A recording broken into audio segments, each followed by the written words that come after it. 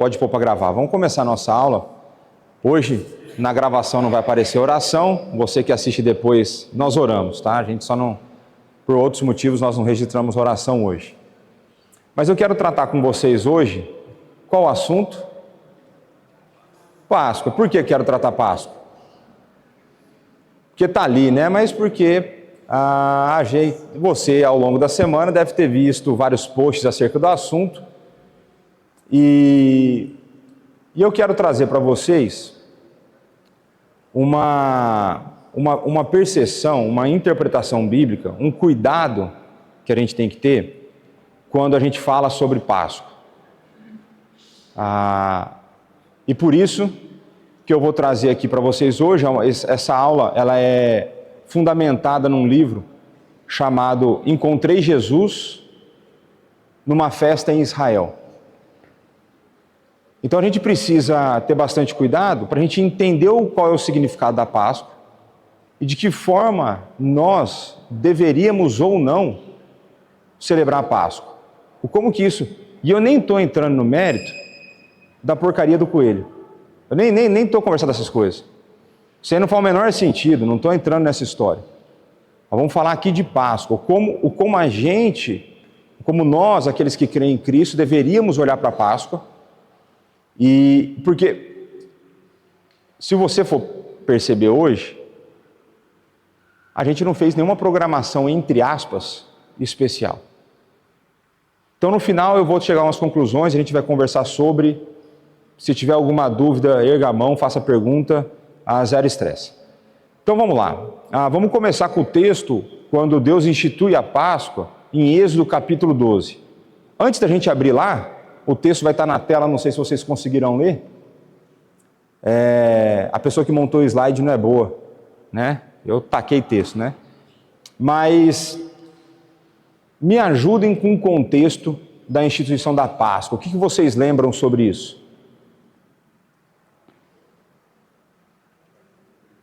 Era o momento da saída do povo do Egito. Momento da saída do povo do Egito, é verdade. A 10ª praga, então, dentro do contexto histórico da saída do Egito, essa é a 10ª praga, que vai culminar na saída do povo. O que mais? Tinha que preparar um cordeiro, comer à pressa, né? Então, o texto bíblico que a gente vai ver é quase que comer, eles estavam a comer quase que com a mala na mão, certo? Pronto para sair. O que mais? Tinha os pães asmos, né? O pão sem fermento. A gente vai ver um pouco do porquê o pão era sem fermento, qual que era o sentido disso. Aí tinha um detalhe no cordeiro, que o cordeiro ele era preparado com ervas amargas. E isso tem uma razão de ser, né? Mais alguma outra coisa que vocês lembrem? Não. O cordeiro tinha que ser perfeito. Isso é importante. O sangue no batente da porta, né? Mais algum detalhe que vocês lembram assim? Não? Então pronto, acho que está bom o suficiente. Vamos começar aqui com a leitura do texto. Então, Êxodo capítulo 12, nós leremos de 1 a 28, tranquilo. Peço que você acompanhe a leitura. Se você tiver a sua cópia das Sagradas Escrituras, creio que facilita para você acompanhar. Então está assim na palavra do Senhor. Disse o Senhor a Moisés e a Arão na terra do Egito: este mês será o principal dos meses, será o primeiro mês do ano. Falai a toda a congregação de Israel, dizendo: aos 10 deste mês, cada um tomará para si um cordeiro, segundo a casa dos pais, um cordeiro para cada família. Mas se a família for pequena para um cordeiro, então convidará ele, seu vizinho mais próximo, conforme o número das almas. Conforme cada um puder comer, por aí calculareis quantos bastem para o cordeiro. O cordeiro será sem defeito, macho de 1 ano. Podereis tomar um cordeiro ou um cabrito. E o guardareis até o 14º dia deste mês. E todo o ajuntamento da congregação de Israel o imolará no crepúsculo da tarde. Tomarão do sangue e porão em ambas as ombreiras e na verga da porta, nas casas em que o comerem. Naquela noite comerão a carne assada no fogo, com pães asmos e ervas amargas a comerão. Não comereis do animal nada cru, nem cozido em água, porém assado ao fogo. detalhe importante, assado ao fogo, a cabeça, as pernas e a fressura. Nada deixareis dele até pela manhã. O que, porém, ficar pela manhã, queimá-lo-eis. Dessa maneira o comereis, lombos cingidos, sandália nos pés e cajado na mão. Comê-lo-eis à pressa, é a Páscoa do Senhor. Porque naquela noite passarei pela terra do Egito e ferirei a terra do Egito, todos os primogênitos, desde os homens até os animais. Executarei juízo sobre todos os deuses do Egito. Eu sou o Senhor. O sangue vos será por sinal nas casas em que estiverdes. Quando eu vir o sangue, passarei por vós, e não haverá entre vós praga destruidora quando eu ferir a terra do Egito. Então, os 13 primeiros versos. A palavra Páscoa em hebraico significa passar sobre. Então, essa ideia do quando tiver o sangue, eu passo, eu não entro. Quem que não entra? A morte. A morte não vai entrar. Deus, o anjo lá que vai levar a morte não vai entrar naquela casa. Uma coisa importante é que você viu o detalhe, lombos cingidos, sandálias, tudo pronto para sair, a ideia de comer às pressas. A gente vê que a instrução da refeição ela é bastante detalhada, desde aquilo que deveria ser preparado, como deveria ser preparado. Então era cordeiro de 1 ano, sem defeito, como deveria ser preparado, como deveria ser comido, o que sobrasse, o que deveria ser feito. Então, por exemplo, a Páscoa, como foi instituída, a gente não pode fazer quando acontece no Natal. Você se reúne à noite com a família, come o que sobra, você almoça no dia seguinte. Isso não poderia acontecer na Páscoa, da maneira como Deus instituiu aqui. E uma coisa interessante que eu olho no texto, olha o verso 12. Porque naquela noite passarei na terra do Egito, ferirei na terra do Egito todos os primogênitos, desde os homens até os animais, executarei juízo sobre todos os deuses do Egito.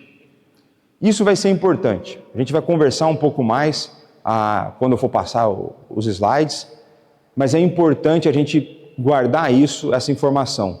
Todos os deuses do Egito. Isso é uma coisa interessante. E nós vemos então a questão do sangue, vemos o sangue sendo posto na porta. Se o sangue estivesse lá, o que Deus faria? Não mataria o primogênito daquela casa. Então pronto. Então esse sangue vos será por sinal. Sinal. Isso é uma coisa que Deus sempre dá. Então vamos lá. 14. Esse dia vos será por memorial. E celebrareis como solenidade ao Senhor nas vossas gerações. O celebrareis por estatuto perpétuo. Vocês vão continuar a celebrar a Páscoa. A gente vai ver depois que a forma de celebrar muda um pouco, porque eles não tinham que fugir mais. Mas existia ali todo o preparo para eles celebrarem a Páscoa. Então, 7 dias comereis pães asmos. Então, 7 dias comendo pão sem fermento, que é o pão que a gente usa na Santa Ceia aqui, o pão sem fermento. Por isso que parece a bolacha cream cracker lá. Mas aquilo ali é pão asmo. A gente compra até da prateleira dos judeus lá no mercado. Tá certo? Então, pão asmo, sem fermento. Pois qualquer que comer coisa levedada, desde o 1º dia até o 7º, essa pessoa será o quê? O que está escrito ali? Eliminada de Israel. Veja a seriedade do que está a ser instituído. Se você não seguir, você será eliminado. Ao 1º dia haverá para vós outros santa assembleia. Também ao 7º dia tereis santa assembleia. Nenhuma obra se fará nele, exceto o que diz respeito ao comer. Somente isso podereis fazer. Então você vê que o padrão do dia do Senhor continua por aqui, certo? No 7º dia. Guardai, pois, a festa dos pães asmos, porque nesse mesmo dia tirei vossas hostes da terra do Egito. Portanto, guardareis esses dias nas vossas gerações por estatuto perpétuo. Desde o dia 14 do 1º mês, à tarde, comereis pães asmos até o dia 21 do mesmo mês. Por 7 dias não se ache nenhum fermento nas vossas casas. Porque qualquer que comer pão levedado será eliminado da congregação de Israel, tanto peregrino como natural da terra. Então, 2 vezes repetidas a mesma informação num espaço de 6 versos. O que isso nos diz? É importante. Temos que ficar atento com isso. Nenhuma coisa levedada comereis em todas as vossas habitações, não comereis pães asmos. Então Deus está sendo bastante enfático a respeito do fermento. A gente vai ver que fermento é uma figura interessante no texto bíblico. Aí vamos lá então, a partir do verso 21, chamou, pois, Moisés todos os anciãos de Israel e lhes disse, escolhei e tomai cordeiro segundo as vossas famílias, e molai a Páscoa. Tomai um molho de sopo, molhai no sangue que estiver na bacia, e marcai a verga da porta e nas suas ombreiras com o sangue que estiver na bacia. Nenhum de vós saia da porta da sua casa até pela manhã. Porque o Senhor passará para ferir os egípcios quando vir, porém, o sangue na verga da porta e nas ambas as obreiras, passará o Senhor aquela porta e não permitirá ao destruidor que entre em vossas casas para vos ferir. Então, qual que era a proteção que eles tinham? Não era a nacionalidade. Não era a descendência genética. A proteção aqui era garantida pelo sangue do cordeiro. Tem imagem mais clara? Difícil, né? Mas vamos lá. E guardai, pois, isto por estatuto para vós outros e para vossos filhos para sempre. E uma vez dentro na terra que o Senhor vos dará, como tem dito, observai este rito. Então é o seguinte, Deus prometeu que vai dar a terra. Então eles estão a sair do Egito ainda. Mas Deus prometeu. Deus está tão tranquilo, se a gente fosse colocar em linguagem humana, Deus está tão tranquilo que Ele vai fazer aquilo, que Ele vai levar o povo até a terra, fala assim, já estou te falando, você vai estar lá na terra, e lá você vai continuar a celebrar esse rito. Pronto, é Páscoa. Não combinei com a junta diaconal, vocês compraram? Estou brincando. Então, quando vossos filhos os perguntarem, que rito é esse? Respondereis, é o sacrifício da Páscoa ao Senhor, que passou por cima das casas dos filhos de Israel no Egito, quando feriu os egípcios e livrou as nossas casas. Então o povo se inclinou e adorou. E foram os filhos de Israel e fizeram isso como o Senhor ordenara, a Moisés e a Arão assim fizeram. Então a gente vai ver que a Páscoa ela tem também um elemento didático, ela tem um elemento pedagógico. Se eu não falar mais disso para frente, vocês me cobrem, porque a ideia é eu falar disso nessa aula. Então a Páscoa, ela não é apenas de memorial para os adultos, ela serve para ensinar algo para as crianças. Tem algo nela, e a gente vai ver que é interessante a maneira como Deus nos conhece perfeitamente, e a maneira como Ele institui algumas coisas, que parte da celebração da Páscoa vai mexer com a curiosidade da criança. Criança curiosa? Sim ou não? Ela não vive perguntando as coisas, por quê? Por quê? Por quê? Por quê? Por quê? Porque sim, por quê? Né? Então a gente vai ver que Deus, ele faz isso na Páscoa, tem um elemento que vai mexer com a criança e que isso vai ser importante para a criança. Então vamos lá, qual que é o contexto? Êxodo é qual o livro da Bíblia? Em ordem. Segundo, como que termina Gênesis? Como que termina Gênesis? José, pessoal entrando no Egito, certo? Ou errado? Então pronto. Então quando termina o primeiro livro da Bíblia, se você for fazer uma leitura atenta, então a gente vai falar que de Gênesis 12 até 50, vai ser a história dos patriarcas. Então nós estamos aqui na nossa série de pregação, de 1 a 11, a história primitiva, a história primeva, a ideia de que a origem de todas as coisas, o princípio de tudo. Mas a partir do 12, a gente entra em cena um camarada chamado, na época, o Abraão, que na época era Abrão, né? E a gente vai ver que quando a gente vai passando pelos patriarcas, eram eles grandes exemplos de cristão, de crentes em Deus, assim, de compromisso? Sim e não. Sim e não. Em alguns momentos, grandes pecados cometidos, mas em outros momentos, grandes sinais de fé. Né? Mas quando a gente olha para essa linhagem, os descendentes da mulher, aquele povo que estava em aliança com Deus, o que já tinha acontecido? Se você prestou atenção em Gênesis 4, já tinha sido fratricídio, já tinha tido homicídio.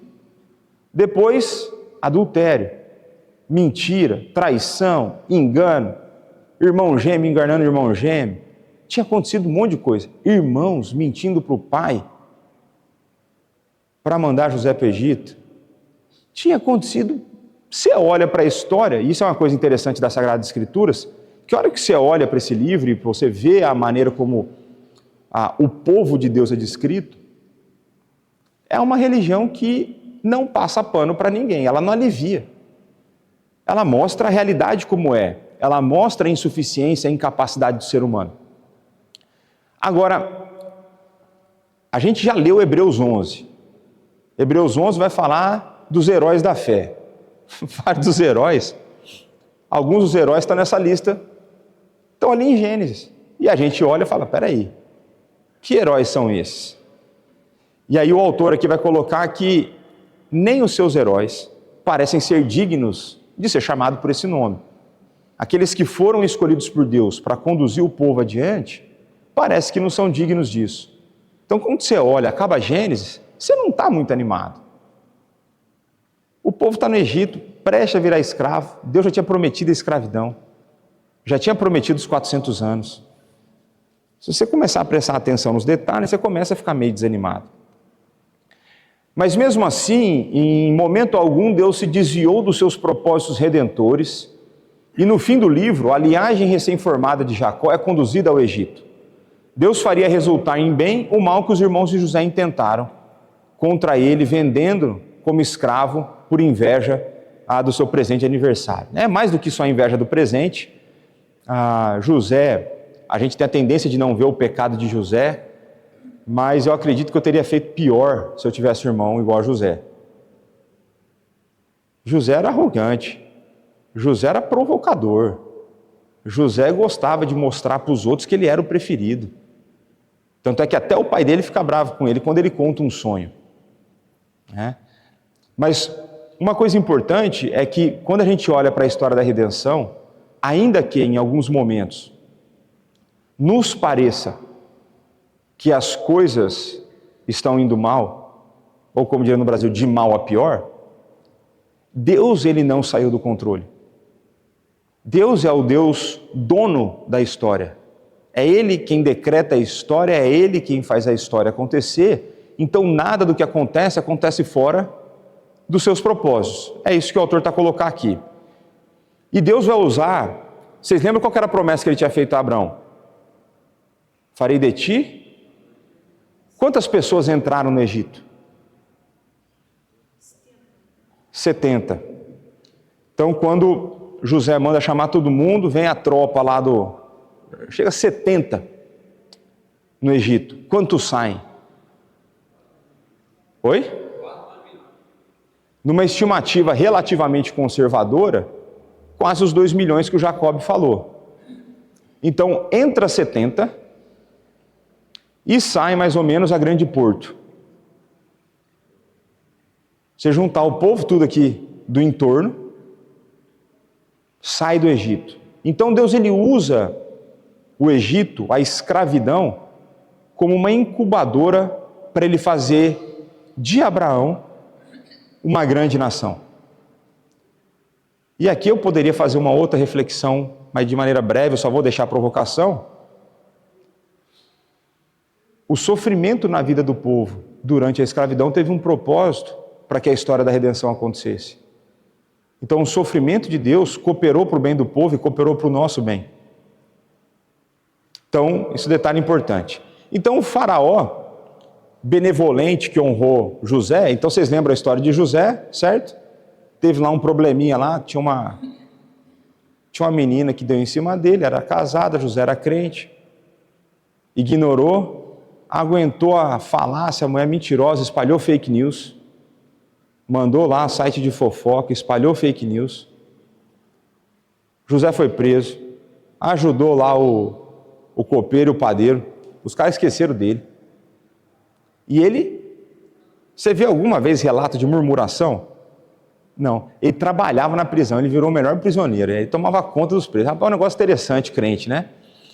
E aí José, então, ele vai ser, eu brinco que ele foi de trainee a CEO no mesmo dia. Ele sai do presídio e vai para presidente, ele só responde para o faraó.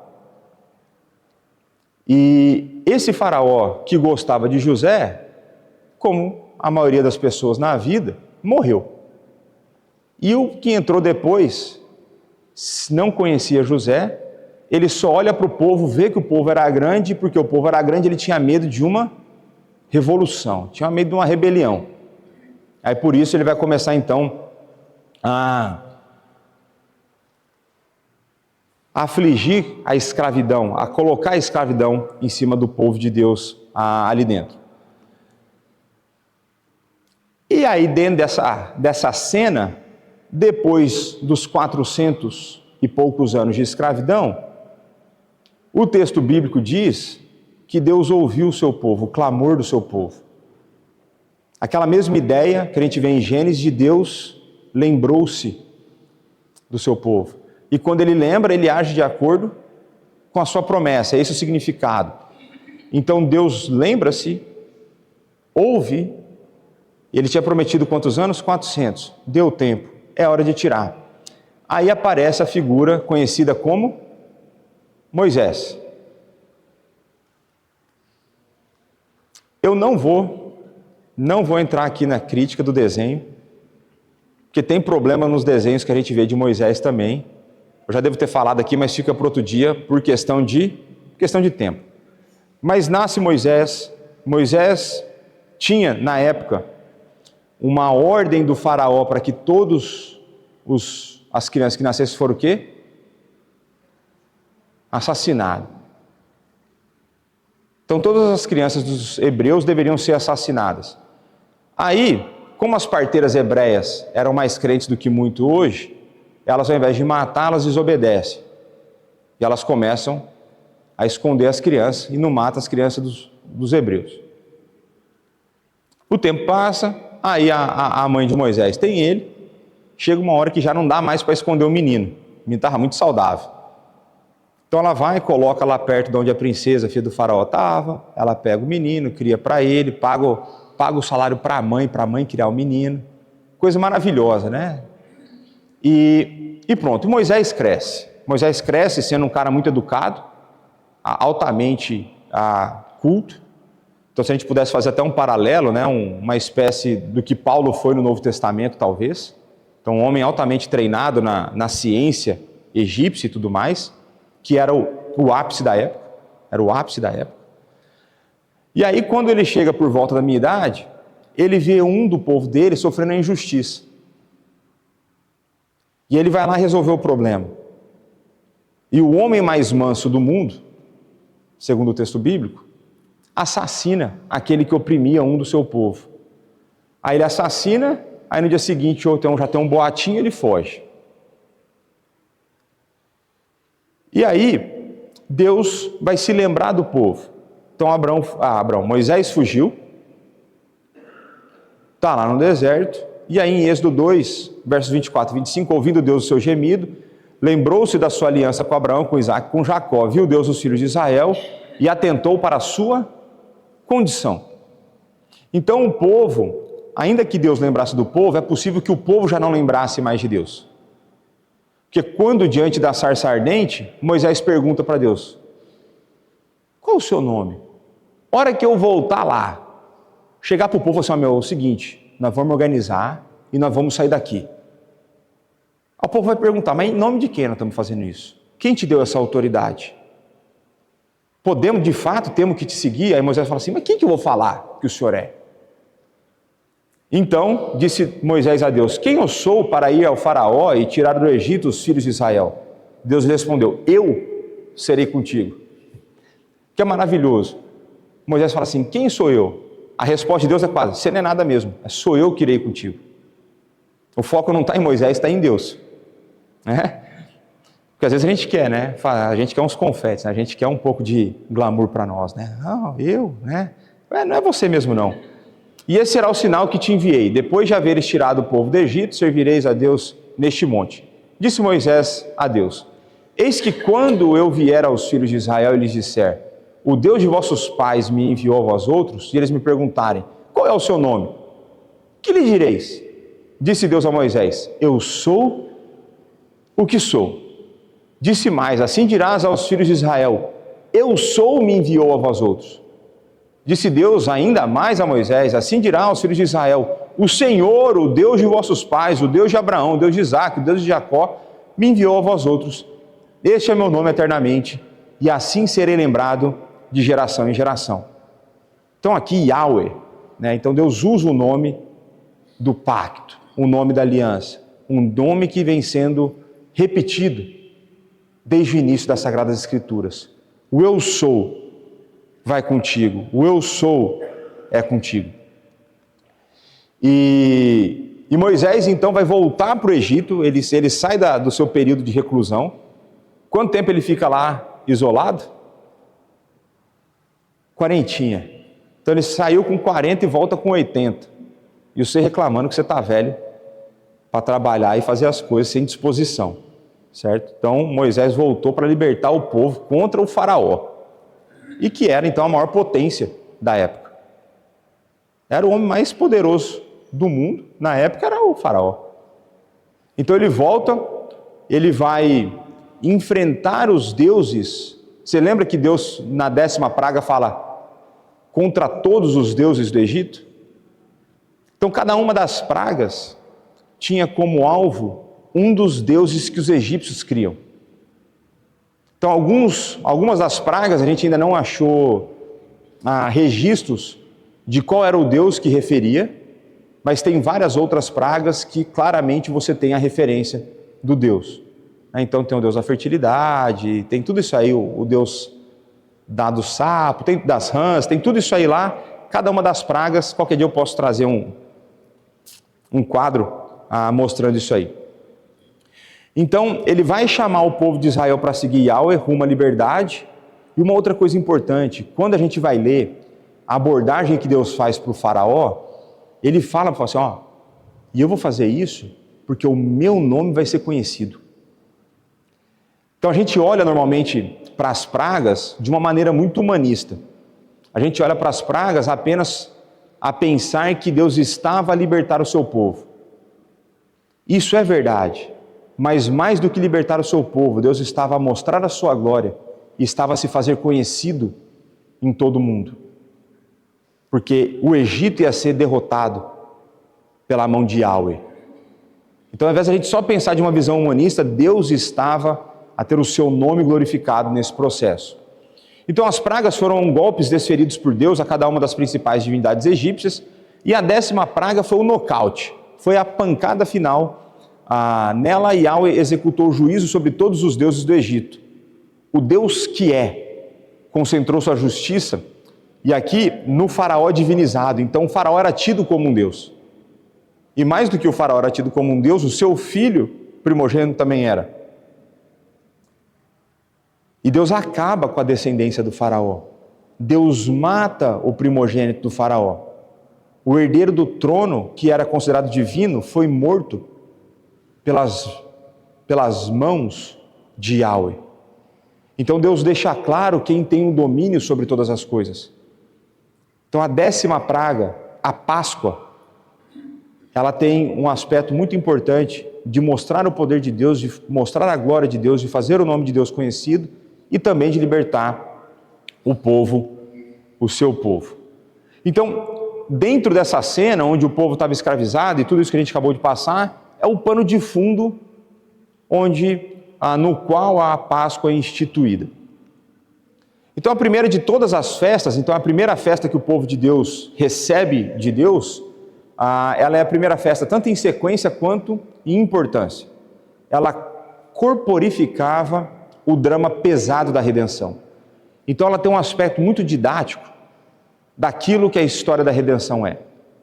Então, na Páscoa, Deus revelou a base da aliança com o seu povo, era o sangue, e mostrou a salvação que viria por meio da morte. Em sua graça, porém, aceitaria um cordeiro como sacrifício substitutivo. Então fica claro para vocês aquela ideia de padrões estabelecidos e que são repetidos e quando o povo visse deveria entender?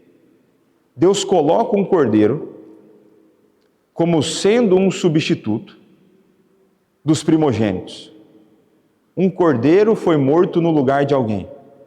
Depois a gente vai ver, tem um tal de João Batista, que quando vê Jesus diz: eis o Cordeiro de Deus, que tira o pecado do mundo.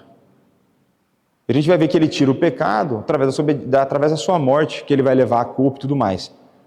Mas é interessante você pensar que Deus estabelece um padrão no começo do segundo livro das Sagradas Escrituras, muito claro para quando Jesus encarna-se, fica muito fácil de você ver, de você perceber esse padrão. Então a Páscoa representava uma verdade dolorosa. O livramento da escravidão do pecado teria um alto preço. Então a gente sabe que a Páscoa ela é um tipo,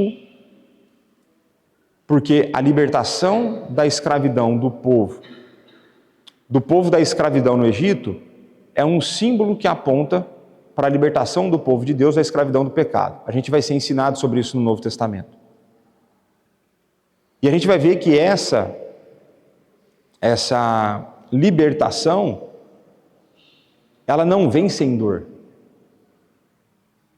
Seja por cordeiro substitutivo, ou seja por aqueles que não faziam parte do povo.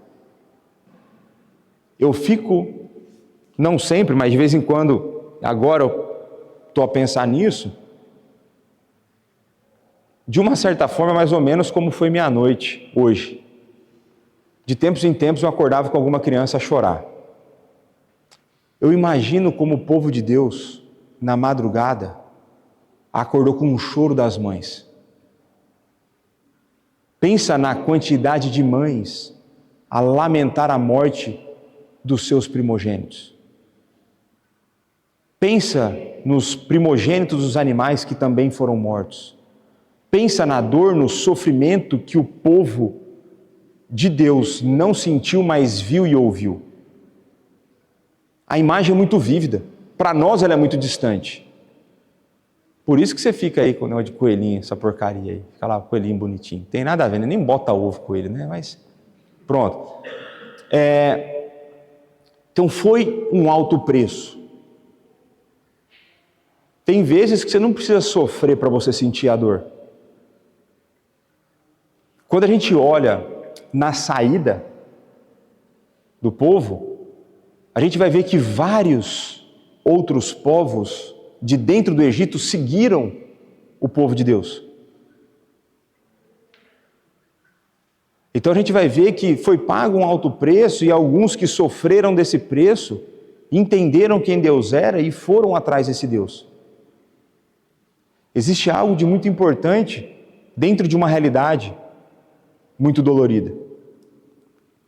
Então, ao mesmo tempo que ela é dolorosa, ela corporificava a paz. A liberdade traria consigo uma nova vida, um novo status. O povo deixaria de ser escravo. O povo finalmente seria livre. Finalmente o povo poderia seguir o seu Deus e poderia viver numa grande família. E a Páscoa foi celebrada então pela primeira vez no dia da partida de Israel.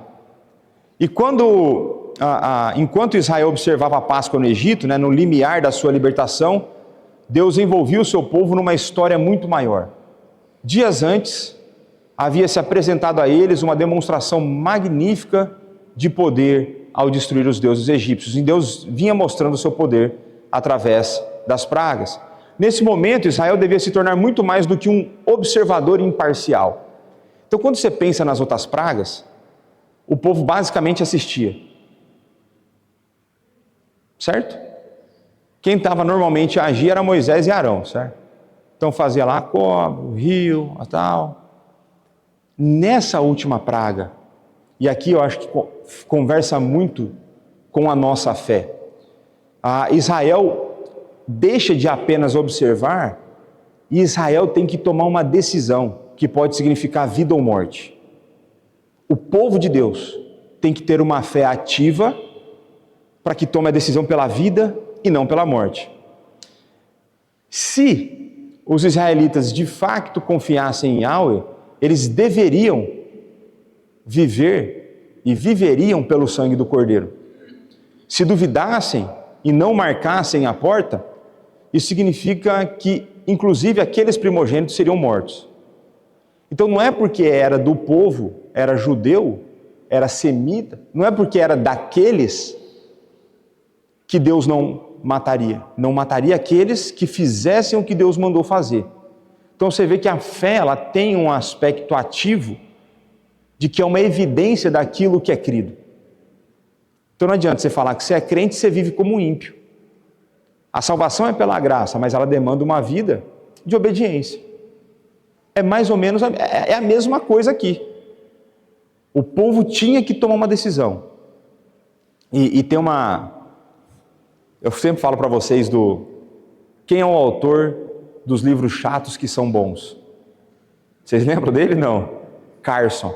Né? E outro dia eu vi um vídeo do Carson, eu achei bastante interessante a ilustração que ele deu. Pensando na Páscoa, na instituição na 10ª praga, ele vai falar assim, pensa agora, 2 judeus. Um vai na casa do outro, depois de ouvir as instruções de Moisés. Então igual você se reúne depois do culto e vai lá falar mal do pastor. Aí um fala assim pro outro, rapaz, mas será que esse negócio desse passar esse sangue vai dar certo? Aí o outro fala assim, não, vai meu, vai, já encomendei ali, já estou indo atrás, vai dar certo. Meu. Rapaz, eu não sei não sei se vai dar certo. Que sentido faz? Pegar lá o sangue, meu, comer pão sem fermento, meu, pão chato. Erva amarga, meu. Carne gostosa, põe erva amarga lá, vai estragar o sabor todo. Falou, não, meu, vai dar certo. Os dois, no final das contas, os dois matam o cordeiro e os dois passam o sangue na porta. Qual deles teve o primogênito poupado? Os dois. E o que é a ideia do Carson aqui? É que mesmo quando a gente tem algumas dúvidas no nosso coração, acerca das promessas que Deus fez e das ordens que Deus nos deu, mesmo que a gente com o coração duvidoso faça, Ele honra a palavra dEle e Ele nos abençoa. Então achei interessante esse exemplo, só por isso que eu trouxe, e é muito entediante vê-lo falar também, tá? Tô brincando. Senão vira perseguição dele, né? Então, sob a liderança de Moisés, Israel confiou, respondeu com uma fé ativa a Yahweh, e o aceitou como Deus que se manifestava a todos os seus sentidos. E aqui eu acho legal, porque a gente não tem, no dia a dia nosso, a gente não experimenta a fé desse jeito. Então nós vamos passar aqui por cada um dos sentidos. Quais são os sentidos humanos? Olfato, tato, paladar, beleza?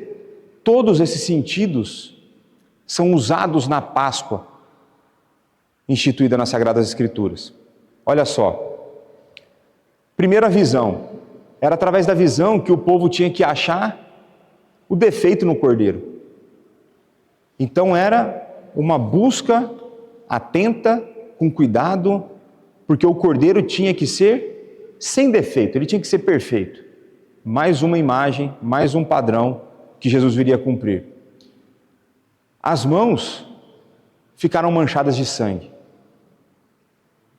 Então foi com as mãos que eles mataram, foram nas mãos que o sangue escorreu, foi com as mãos que eles pegaram o sangue, pegaram o sopo e pintaram as portas. Então eles tatearam.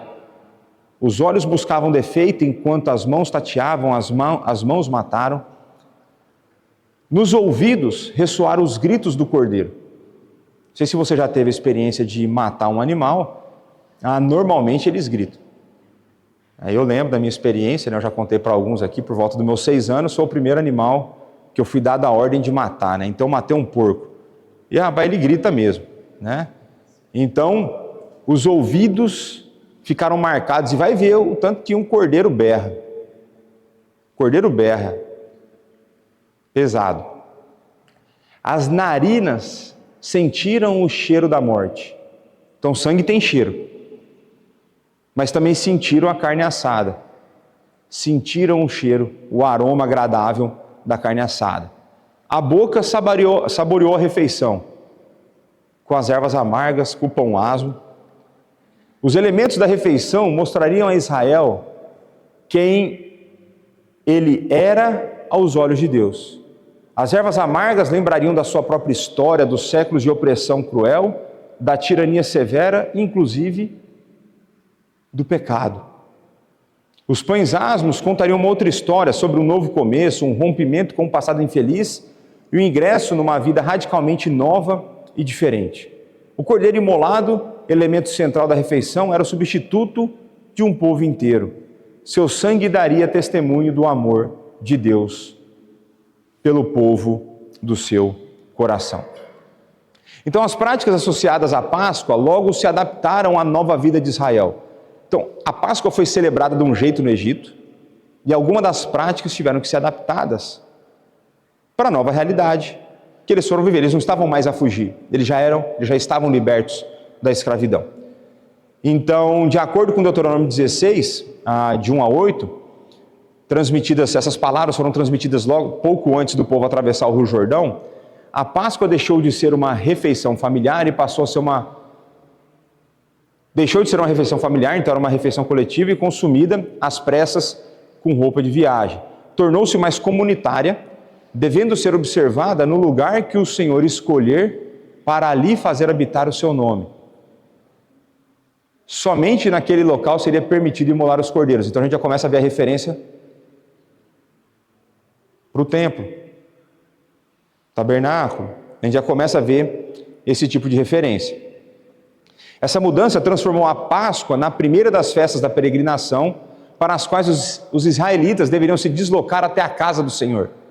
Então tinha a Páscoa, o povo tinha que viajar. Não adiantava, não tinha Ryanair para comprar passagem barata, tinha nada disso, era a pé lá.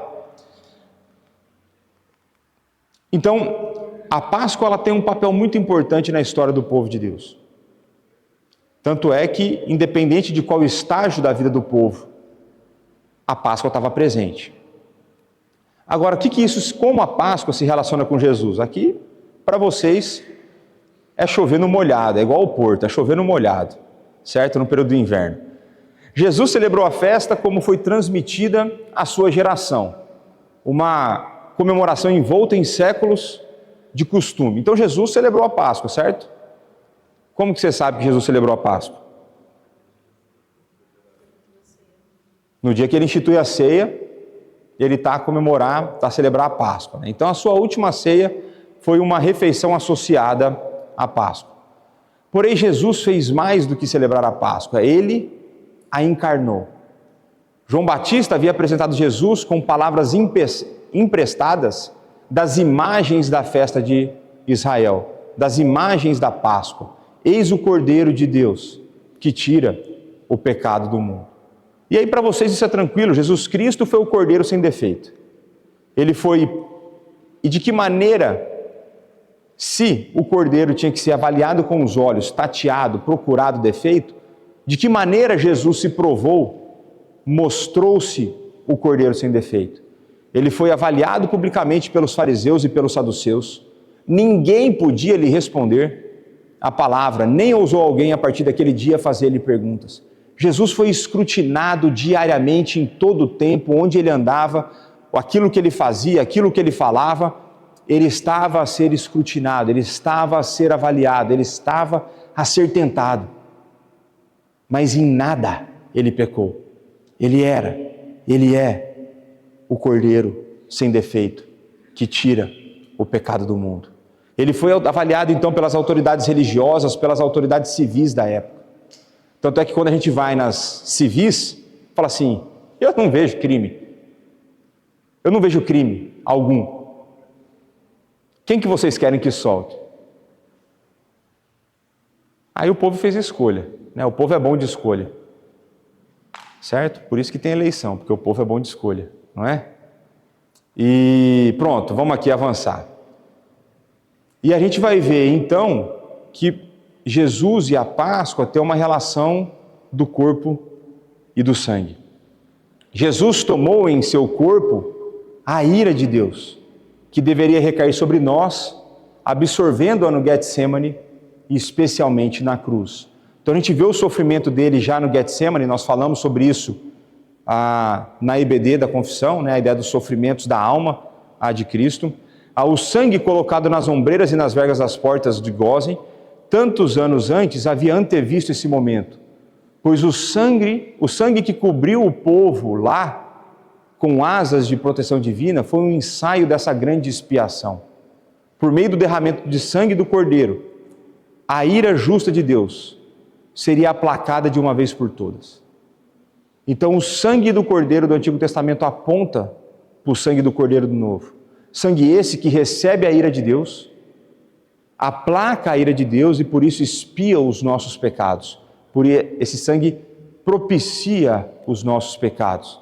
Deus é justo e, no entanto, todos os que creem no Cordeiro de Deus encontram misericórdia no seu substituto, encontram graça no seu substituto.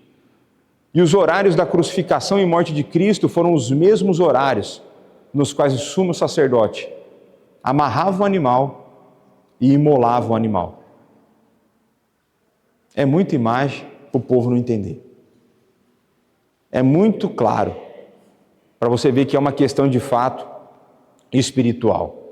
Agora, de que maneira a gente enxerga o Evangelho na Páscoa? Desde o princípio, a intenção de Deus era que a festa da Páscoa fosse um retrato completo da redenção. Nós vemos o pecado. A primeira lição dizia a respeito do pecado. A Páscoa revelou o pecado como algo que vai muito além de erros pessoais ou fracassos morais e mostrou o seu poder de escravizar. Nos dias de hoje, o pecado continua sendo um grande capataz. Ele aprisiona corações, mentes, padrões éticos e vidas e os controla com crueldade. Muitos de nós temos consciência de pecados, violações de leis específicas de Deus, que constituem manchas em nossa vida. Então, ainda que a gente já esteja num relacionamento com Cristo, até os dias de hoje, nós podemos olhar para o nosso viver e encontrar no nosso viver manchas, porque o pecado continua presente. Nós, infelizmente, continuamos a pecar. Então a Páscoa mostrava a Israel e mostra a nós que o pecado escraviza e a sua servidão pode ser cruel. Ela é amarga, ela é desprovida de alegria, pois elimina toda liberdade e esperança. Se você é escravo do pecado, você está longe de ser livre. A Páscoa também mostra que a escravidão tem um alto preço. A libertação só é possível por meio da morte, não apenas do Cordeiro, mas também dos deuses aos quais o nosso coração insensato se curva no lugar do único Deus vivo e verdadeiro. Então essa ideia de que é necessário que Cristo morresse em nosso lugar, mas é necessário também que nós matemos a idolatria do nosso coração. A morte se faz presente na Páscoa.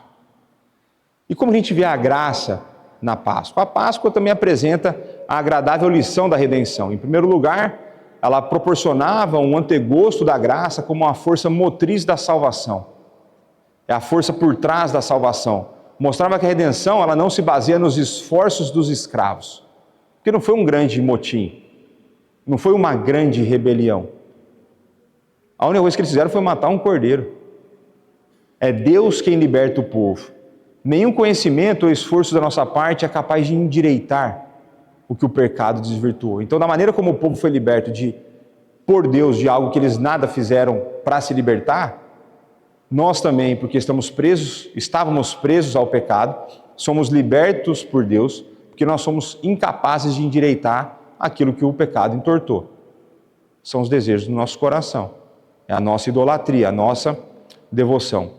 A redenção se fundamenta na substituição. Israel não contribui nada para a sua libertação. A graça foi a força que operou no passado e a graça é a dinâmica operativa para quem crê em Cristo hoje. Por quê? Porque pela graça sois salvos, mediante a fé. Isso não vem de vós, é dom de Deus, não de obras, para que ninguém se glorie. Eu não sei como que o povo discute com esse texto, mas a graça está presente na Páscoa, porque é na morte de Cristo que a graça, de fato se torna realidade. Porque se não fosse a morte de Cristo e nós fôssemos salvos, o que se tornaria realidade era injustiça de Deus e não justiça de Deus. Deus precisava punir o pecado para que ele não fosse injusto. Então nós vemos a expiação, né? A Páscoa nos fornece o primeiro vislumbre da expiação, um conceito fundamental na imagem bíblica. O seu sentido literal significa cobrir com o sangue. E retrata Deus cobrindo o seu povo eternamente com suas asas, como a galinha cobre os seus pintinhos. Então essa ideia de que o sangue nos cobre, vocês lembram disso? Esse conceito? E uma vez que o sangue nos cobre, ele não arruma a vista de quem vê, mas ele arruma o objeto que está sendo visto, né? A festa apresenta um Deus amoroso que lidou de modo pessoal com as consequências bastante reais de nossa culpa e aceitou cordeiros no lugar de homens, para que jamais fosse necessário que homens derramassem o seu próprio sangue, a fim de apaziguar um Deus irado. Então Deus aceita temporariamente esse sacrifício de animais não como substituto definitivo, mas como um substituto que aponta para o substituto real. Então animais são incapazes de substituir homens. Era necessário que um homem substituísse homens. Em nenhum momento o amor de Deus é mais visível do que na morte de Jesus, o Cordeiro de Deus, o Filho de Deus, que morreu para transformar inimigos em filhos. Então a gente também vê a justificação pela fé. A Escritura deixa claro que o amor eterno de Deus é a causa geradora da nossa redenção, mas também revela que no espaço e no tempo, a morte do Cordeiro é o ponto de origem, uma fonte da qual fluem inúmeros riachos. Justificados pela morte substitutiva do Cordeiro, os cristãos recebem a identidade de filhos de Deus. Pela graça, desfrutam da paz com Deus, em vez de culpa e medo. E essa graça os capacita a viver em santidade e produz dentro deles o desejo e a alegria de adoração. Vou ter que pular aqui, porque eu quero chegar na conclusão. A conclusão é a seguinte: a Páscoa, ela foi cumprida em Cristo. E se ela foi cumprida em Cristo, o que isso significa para nós?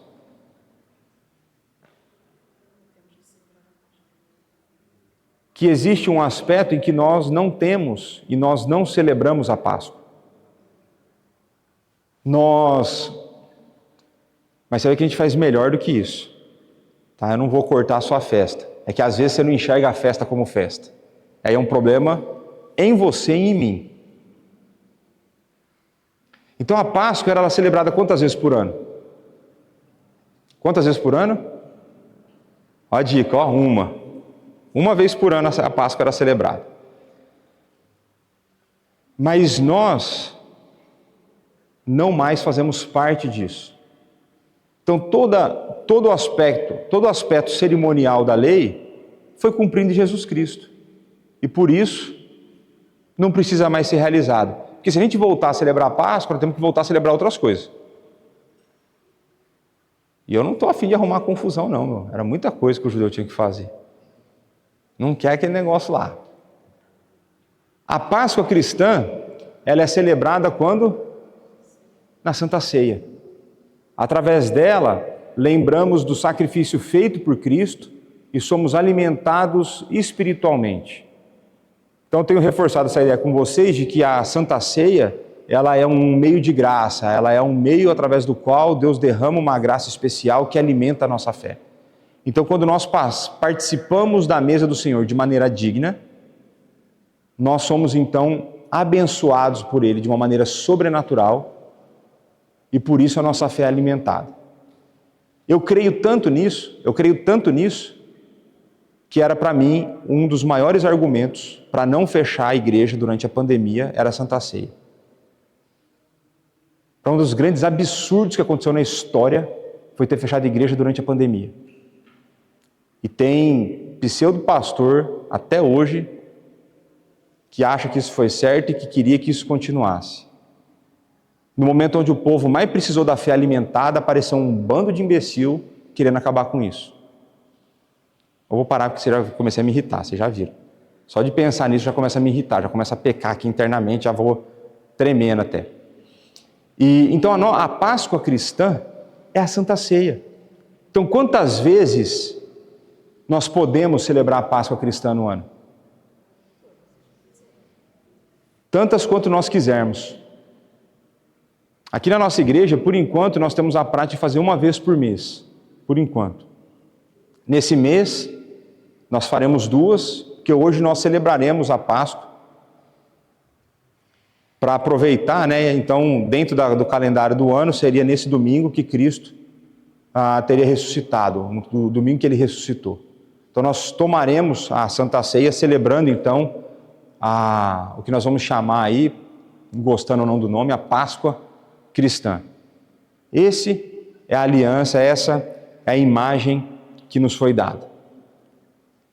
Agora, no final de semana, o qual os judeus celebram a Páscoa, nós celebramos o quê?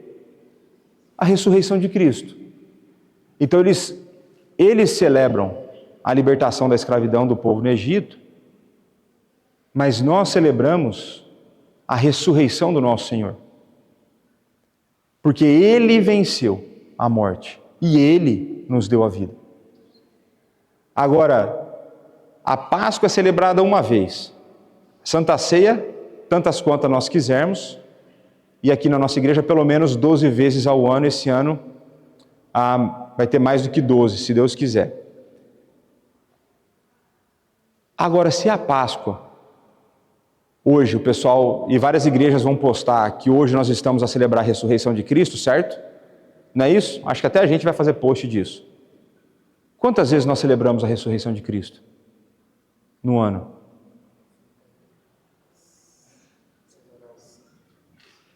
(52 vezes). Olha que interessante. Às vezes a pessoa assim, mas se você não celebra a Páscoa, você celebra menos do que os outros. Não, a gente celebra mais. Porque todos os domingos nós estamos a celebrar aquilo que foi profetizado. Todos os domingos nós estamos a celebrar aquilo que foi colocado como um tipo na Páscoa. Todos os domingos nós estamos a celebrar aquele que venceu a morte e ressuscitou. Então a nossa vida é muito mais alegre. O problema é que às vezes você não gosta da festa. Às vezes você não quer vir para a festa. Às vezes a chuva te impede de vir para a festa.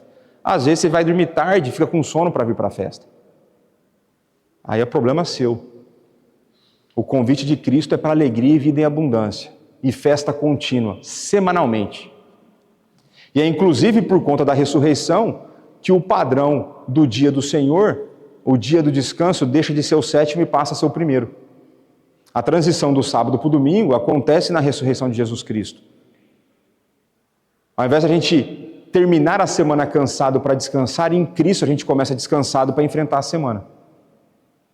Então, quando você olha no Novo Testamento, todas as vezes que o povo de Deus é citado como reunidos, é reunidos no dia do Senhor. E qual é o dia do Senhor? É o dia da ressurreição.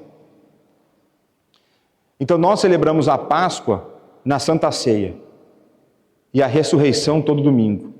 Então, todo domingo, quando você luta para ressuscitar da cama, que você está quase morto, a gente se reúne para celebrar aquele que venceu a morte.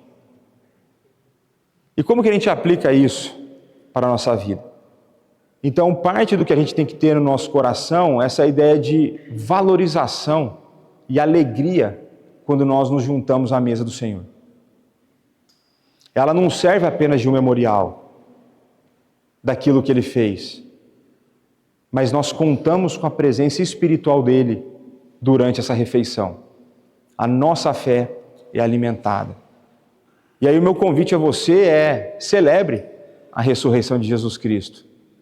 Ele é o Cordeiro de Deus, perfeito, que morreu na cruz, aplacou a ira de Deus, nos libertou da escravidão do pecado e nos deu vida. Faça isso, semanalmente. Coloque na tua agenda, se esforce, se prepare para isso. Não chega aqui com remela no olho, cansado. Vem alegre, meu, feliz. Ele ressuscitou, é por isso que você está aqui, pô. For para ficar desanimado, a nossa vida é uma vida feliz apesar das dificuldades. A nossa vida é feliz independente das circunstâncias. A nossa vida é feliz porque Ele vive e Ele reina sobre tudo e sobre todos. A nossa vida é feliz porque Ele nos deu a salvação que nós não merecíamos. A nossa vida é feliz porque Ele é o Cordeiro de Deus que tira o pecado do mundo e vai tirar completamente da nossa vida o dia que nós estivemos com Ele no novos céus e na nova terra. Vamos orar? Pai, mais uma vez nós estamos diante do Senhor, gratos por termos o privilégio de, mais uma vez, no dia do Senhor, nos reunirmos para celebrarmos a ressurreição de Jesus Cristo, o nosso Senhor e Salvador. Muito obrigado pelo privilégio que nós temos de, como igreja, fazermos isso. Continua a alimentar e a cuidar da nossa fé.